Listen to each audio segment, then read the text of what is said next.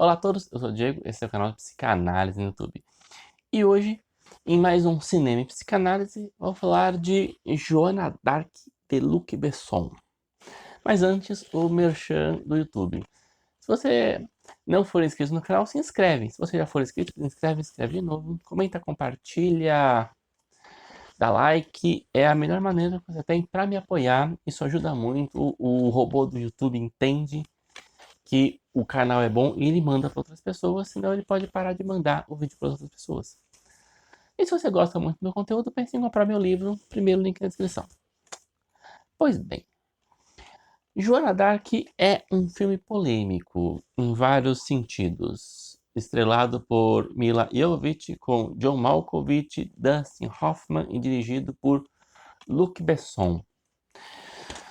O filme ele traz uma abordagem bem interessante da história da Santa Francesa, a Santa Francesa, Joana d'Arc, heroína da Guerra dos 100 Anos, que ajudou a libertar a França do domínio inglês, que, graças a ela, o Dauphin francês foi coroado rei, e que teve alguns milagres que a levaram a ser santa. E aqui o filme ele vai fazendo a narrativa linear da Joana d'Arc, mas sempre deixando uma dúbia interpretação. Foi milagre ou não? Ou estávamos falando de uma jovem atormentada, uma delirante? E aqui eu não vou entrar obrigatoriamente assim, tentar fazer um diagnóstico, seria posterior, mas a gente já tem algumas ideias interessantes que o filme traz. Quando que algo é delírio e quando que não é?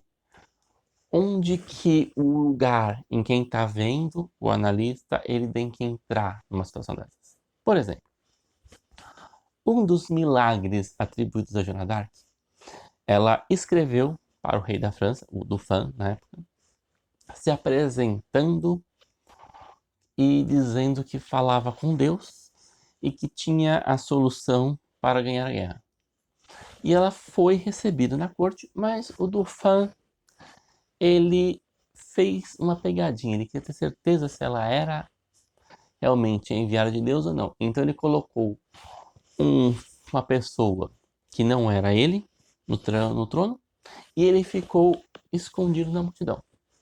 O que o filme faz?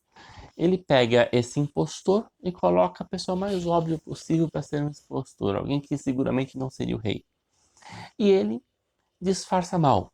Então, quando a Joana entra, ela fala com o impostor e saca, não, você não é o Dauphin. E ela começa a procurar e acha o Dauphin interpretado pelo John Malkovich, que está assim, deixando claro que foi uma situação de expertise. Um outro dos milagres da Joana é que ela encontrou uma espada que veio dos céus. E, durante o filme, o Dustin Hoffman, que dependendo da interpretação, é a consciência da Joana d'Arc ou é Deus falando com ela, diz não, existem muitas outras possibilidades para você ter encontrado uma espada caída, ainda mais em tempos de guerra. Por que você escolheu a intervenção divina? Ao mesmo tempo, nós temos como única prova da Joana ser enviada de Deus o que ela fala, as palavras dela, como que ela monta uma estratégia que nem os estrategistas do exército sabiam, ou mais no final do filme quando ela conversa com a consciência ou com Deus. Vai a interpretação. E aqui nós já temos uma pergunta interessante, né? E aí? E eu faço uma pergunta para vocês. Se alguém chegar e falar assim, eu vou na igreja e eu converso com Deus enquanto eu rezo. Eu converso com Deus, literalmente. Isso é considerado normal. Agora, se a pessoa chegasse, então, quando eu estou em casa, lá de madrugada, eu abro o freezer e converso com Deus. Ou eu abro o armário e converso com Deus. Isso não vai ser considerado normal, isso pode ser considerado um delírio. Por quê? Essa é uma pergunta que nós sempre nos fazemos, é bom nos fazer, o que leva, né, a entender algo, aqui o delírio, ele por definição seria algo que não é questionado, algo que só a pessoa se relaciona, só ela tem este contato, é algo que quando a gente ouve não faz um sentido, e aí? A gente tem também um elemento que é o elemento cultural. Quando muitas pessoas o fazem, então, quando você teve o episódio de Fátima em Portugal, que muitas pessoas alegam ter visto um milagre. E aí? Esse é o questionamento. Por que que com tantas pessoas, ou então com tantas pessoas que acreditam em intervenções divinas, ou pessoas que acreditam a própria religiosidade, por que que a própria religiosidade não pode ser compreendida como um fenômeno delirante? Se você vai em um país onde tem aquelas procissões e as pessoas passam se agredindo em nome de Deus, por que que elas não são internadas? São fenômenos culturais que são considerados, são aceitos, são valorizados, não são tidos como patológicos, provavelmente pela quantidade de pessoas, pela assimilação cultural que eles têm. Então podemos pensar que um critério implícito para um adoecimento é esse isolamento, é aquilo não fazer parte de um todo.